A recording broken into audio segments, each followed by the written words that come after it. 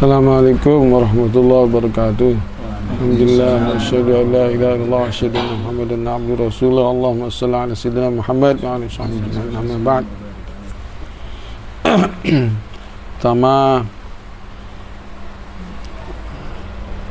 ada permintaan dari adik saya Haji Abdul Rauf untuk menanggapi klarifikasinya Gus Miftah. Ya, sebetulnya saya nggak ingin menanggapi lagi, tapi ini karena dari permintaan dari saudara saya, ya gimana lagi. Sudah jelas bahwasanya ini tidak bisa baca kitab, nggak biasa baca kitab, itu kiriman dari teman-temannya, satu liberal. Orang-orang liberal itu memang sebagian yang bisa baca kitab itu memang pinter cari takbir-takbir yang kesannya membolehkan ini, membolehkan ini, membolehkan masuk gereja, atau bahasanya ya makruh gitu. Tapi dalam mazhab Hanafi makruh itu sama dengan kita ini ya haram. Kalau dia berlaku makruh, dalam fikih itu biasanya aslinya haram, dilarang sebetulnya. Tempat gereja itu tempat disyirikannya Allah, disekutukannya Allah dengan selainnya, berarti tempat yang dikutuk oleh Allah SWT. Apalagi pas ada acara ritual mereka, ya seperti Natalan atau apa itu jelas haram. Apalagi pakai pakaian mereka, ziyil Nasara, pakai ciri khas ciri khas mereka, topi-topinya mereka atau apa. Jelas itu di kitab-kitab dinukil oleh Syekh Hasyim Asy'ari dalam kitab Risalatu Ahlussunnah wal Jamaah, itu adalah kekufuran bareng-bareng dengan mereka, dengan pakaian mereka. Dan yang perlu saya tanggapi lagi adalah dia mengatakan itu bukan acara ritual mereka, bukan acara keagamaan mereka, tapi kan di bawah salib, ya. Gimana di bawah salib itu? Berarti antek mereka, golongan mereka sama dengan Said Akil biasa pidato di bawah salib. Begitu juga Gus Nuril, ya. Dan walaupun katanya tidak ritual, tapi acaranya kebangsaan. Kebangsaan kok ditempatkan di mana? Di gereja. Kenapa di gereja? Mestinya kebangsaan itu yang bikin acara bukan orang gereja mestinya, ya. Apalah perkumpulan Pancasila atau apa gitulah. Umpamanya itu orang gereja, ya mereka dong yang baca puisi, ya. Kenapa kok yang disuruh baca puisi adalah Miftah itu? Kenapa begitu? Kenapa Miftahnya yang disuruh baca? Dan menyamakan agama mereka, menyamakan Tuhan mereka, walaupun beda-beda nama katanya. Beda nama itu juga beda Tuhan, ya. Sudah saya terangkan kemarin. Nggak bisa itu sama sekali. Itu namanya aliran pluralisme katanya. Itu Islam Nusantara, yaitu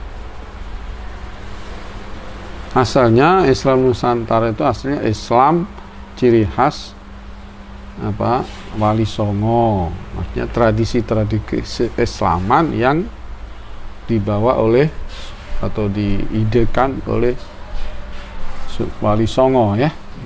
Seperti kendurenan atau tibaan atau muludan, asrokolan dan seterusnya. Qiyam dan seterusnya. Tapi sebetulnya bukan Wali Songo kalau Mauludan ini ya Sufiah lah, umat Islam mulai zaman Al-Muzaffar, Al-Malikul Muzaffar atau Salahuddin Al-Ayyubi.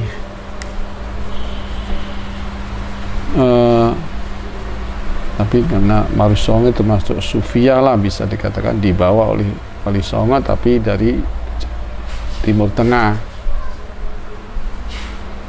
urusan Mauludan itu. Kalau Kendurenan itu di Timur Tengah juga ada, entah siapa yang memalah itu, apa dari Wali Songo dari Indonesia ditransfer ke Timur Tengah atau dari Timur Tengah sudah ada. Tapi kalau Timur Tengah, ingat saya nggak ada 100 hari itu, nggak ada, maksimal itu 40 hari. Kalau 100, 1000 nggak ada Kendurenan atau tahlilan atau berkatan itu. Paling 40 hari, 7 hari ada di sebagian di Timur Tengah ada. Cuman kalau saya dengar habaib itu nggak sampai 7 hari ya, mungkin 3, 4, 5. Ingat saya hanya malam ketiga, keempat, kelima, 3 hari ingat saya, nggak sampai 7 hari. Malam pertama juga nggak ada, malah di kitab, sebagian kitab di Madzhab Syafi'i itu makruh juga itu. Wahsyah itu, Lailatul Wahsyah. Allah alam shawab. Tapi yang penting ini Islam di Nusantara itu artinya Islam yang ala Wali Songo gitulah. Tapi oleh Gus Durian atau pendukung-pendukung Gus Dur, termasuk Said Akil ya, termasuk brokoan, ruatan, ya, meruat desa itu dianggap Wali Songo. Sebetulnya itu bukan Wali Songo, itu tradisi Hindu Buddha mungkin itu sebelum Wali Songo itu. Dulu yang melakukan brokoan atau ruatan itu orang-orang abangan, pakai wayang-wayang itu. Saya masih menangi kecil saya itu orang abangan-abangan, santri nggak ada. Kemudian sama Gus Dur, brokoan atau ruatan desa itu dinamai sedekah laut, sedekah bumi. Maksudnya orang-orang pengikut Gus Dur ikut, santri-santri ikut. Inna lillahi wa inna ilaihi raji'un. Tapi ada hikmahnya juga, artinya ada pengajian, ada tahlilan, ya. Allah alam shawab. Tapi khusus dukun meruat itu, mantra-mantra meruat desa atau brokoan itu masih ada mungkin. Semoga saja sudah hilang. Tapi maksiat juga ada tetap, karena memang aslinya brokoan atau ruatan itu dari Hindu Buddha ya, tetap ada, datangkan orkes penyanyi maksiat masih tetap ada. Semoga hilang, Pak. Allah alam. Walhasil Islam itulah namanya pluralisme. Aliran pluralisme itu mengatakan semua agama benar, semua agama sama. Semua agama sama. Itu puisinya siapa itu? Miftah itu ya itu liberal itu atau pluralis itu. Semua agama sama ya. Na'udzubillah min dzalik. Ya bisa disamakan sama sekali ya.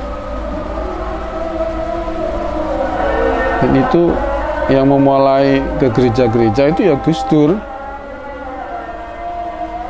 Dia pernah 500 kali ceramah di gereja Jawa, Malang.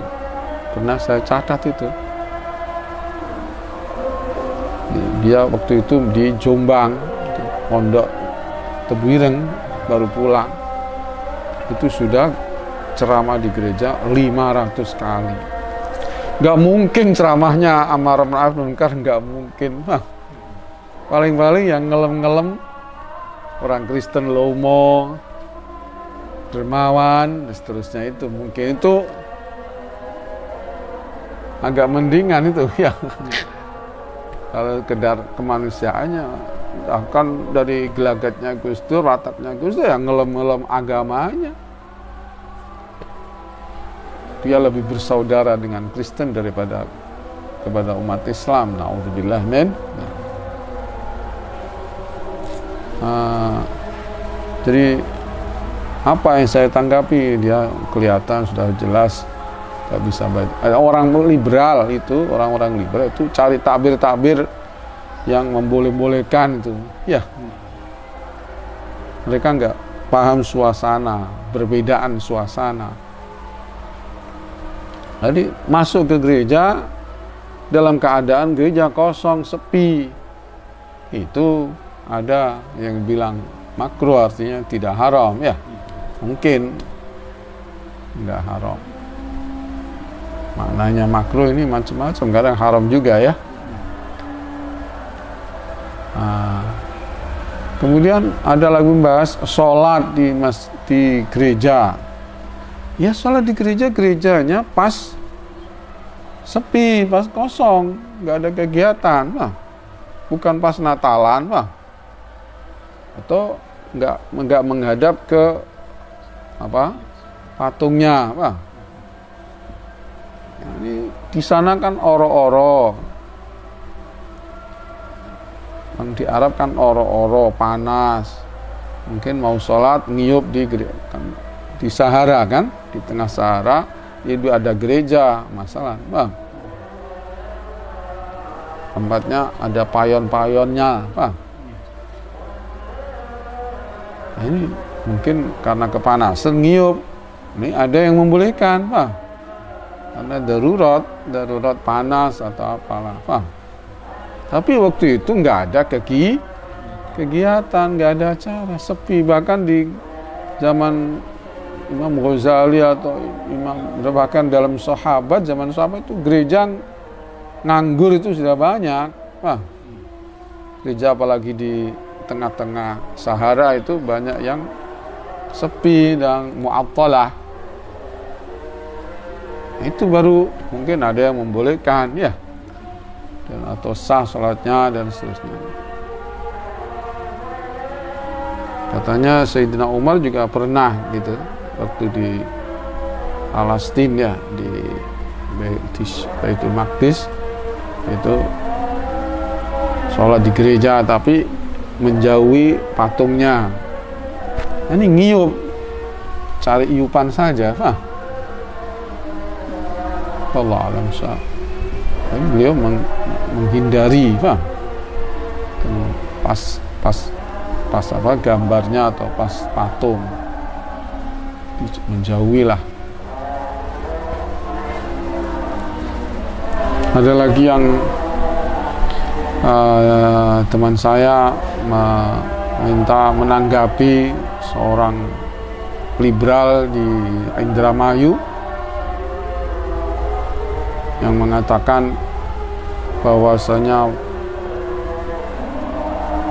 setelah wafatnya Rasulullah itu rumah Sayyidina Ali digebrok, didobrak,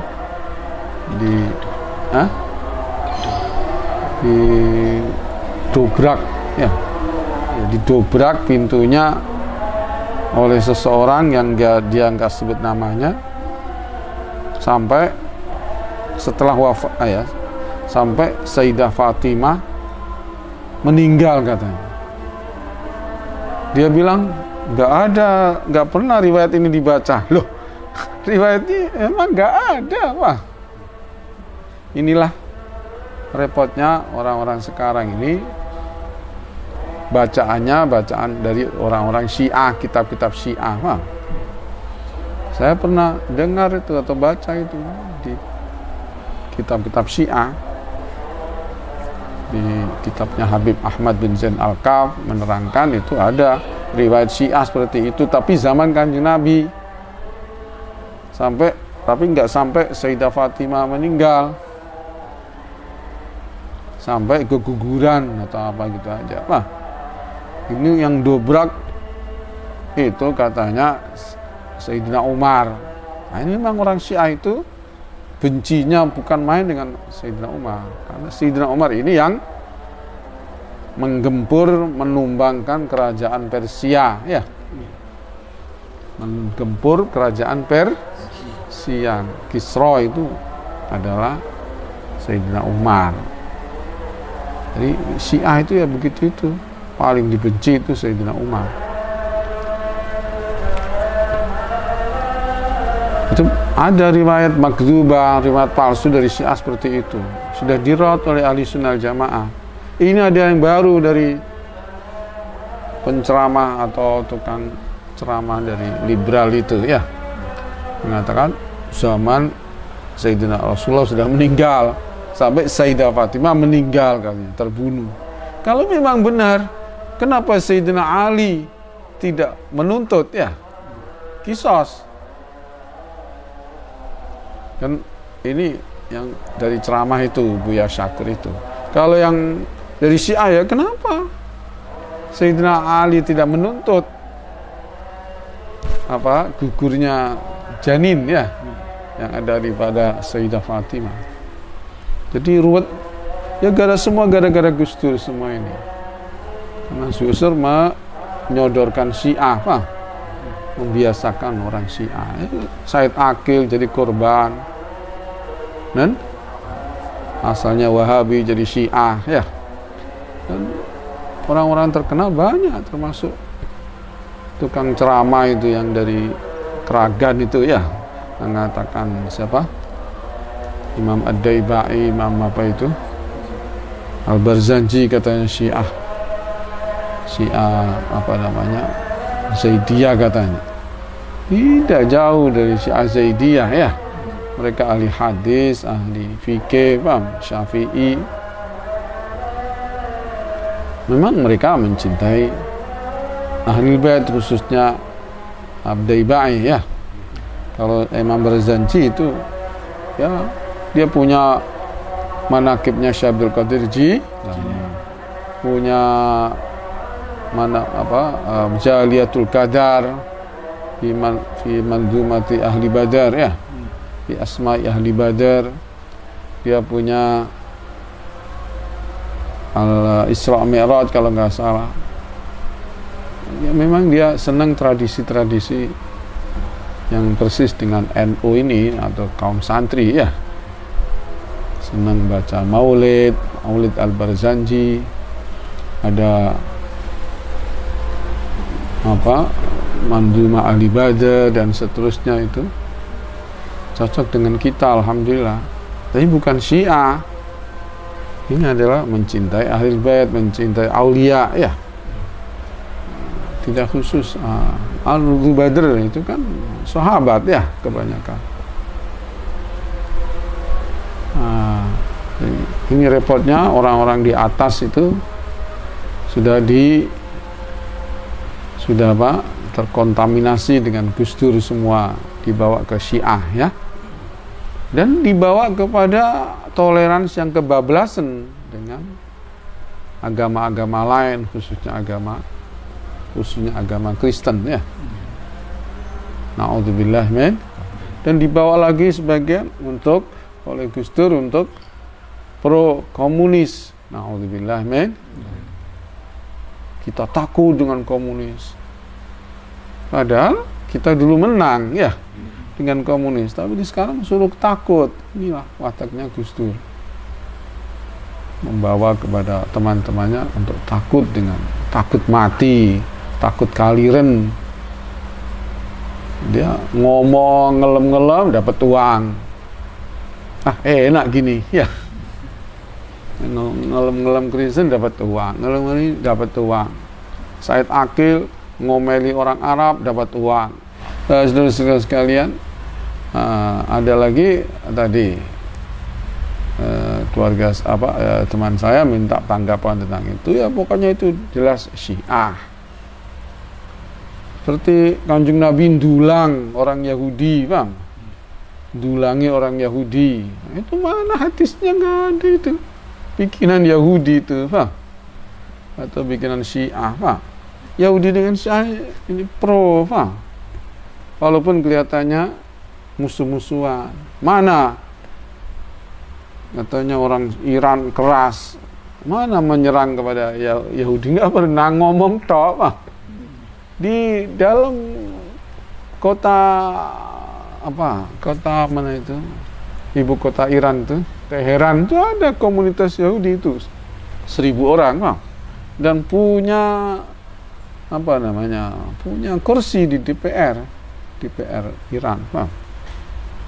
Jadi mereka sudah kong kali kongan, walaupun salma keras tapi sudah ada kodenya. Ini teman saya, ini follow saya, wah. Sama dengan Yosef kemarin tuh, wah. Nah, dia kerasnya sama Habib Rizik, sama bahkan mencaci maki Allah, katanya di kerangkeng di Ka'bah, ya. Kanjeng Nabi apalagi, naudzubillah, syaitan itu, bang. Orang gila itu, bang. Orang gila. Tapi bisa juga dia juga susupan dari komunis, bisa juga ya, komunis barat bisa juga. Dia sama Agus Miftah juga muring-muring ya, nyala-nyalain. Dia bilang Waloni itu bukan musuh saya, katanya. Nah, itu hanya cari makan, katanya. Nah, yang musuh kita ini ya Munarman itu kan musuhnya. Jadi menurut dia Pancasila itu alias pluralis, kebebasan, bahkan kebebasan mencaci agama. Naudzubillah min. Dia sudah nggak mau dengan budaya Indonesia, dia anti budaya Indonesia. Dia memang orang udah gila, pengen dan cepat menang kekufuran tuh PKI itu, Jadi PKI itu Pancasilanya Yosef, ya. PKI itu komunis, nggak usah agama, yang penting punya Tuhan, Tuhannya masing-masing, ya. Katanya PKI punya Tuhan apa ya? Tuhannya dia sendiri, ya. Bukan Tuhan Allah SWT, Tuhannya dia sendiri itu. Cangkem-cangkemku, ya. Tangan-tanganku dewe, itu PKI. Ini ada puisi baru dari teman saya. Tuhanku tidak sama. Tuhanku adalah Allah, tidak sama dengan Tuhan-Tuhan mereka. Tuhanku adalah Allah yang Maha Esa. Jangan kau paksa-paksakan. Kau sama-samakan Tuhanku dengan Tuhan-Tuhan manapun yang ada di dunia ini. Tuhan mereka itu Trinitas. Tuhan mereka dewa-dewa jamak. Tuhan mereka dewa-dewa jamak. Tuhan mereka berbilang, Tuhan mereka kasat mata, Tuhan mereka dapat digantung, disalib, ya. Tuhan mereka dapat ditempel, Tuhan mereka dapat pula dijamah. Jangan kau katakan Tuhanku itu hanya Tuhan itu hanya beda nama-nama, hanya beda nama. Tuhanku itu hanya beda nama dengan Tuhan-Tuhan mereka. Karena itu sebuah kemusyrikan. Menyamakan Tuhan dengan Tuhan selain Allah, kemusyrikan maksudnya, ya. Jangan kau masukkan Tuhan-Tuhan mereka ke dalam tempat ibadahku. Jangan pula kau ajari aku bergabung di tempat penyembahan terhadap Tuhan-Tuhan mereka, karena itu adalah kekafiran. Demikian yang bisa saya sampaikan, semoga berguna meningkatkan akidah kita, memperkuat iman umat Islam ahli sunnah wal jamaah. Mohon maaf atas segala kekurangan. Selamat beribadah, sergap ibadah di bulan Ramadan yang suci. Mungkin malam ini Lailatul Qadar, atau mungkin malam 3/25. Antara itu katanya Imam Ghazali, wallahu a'lam. Semoga kita meraih Lailatul Qadar bil maghfirah wal rahmah wal 'idqi minan nar. Assalamualaikum warahmatullahi wabarakatuh.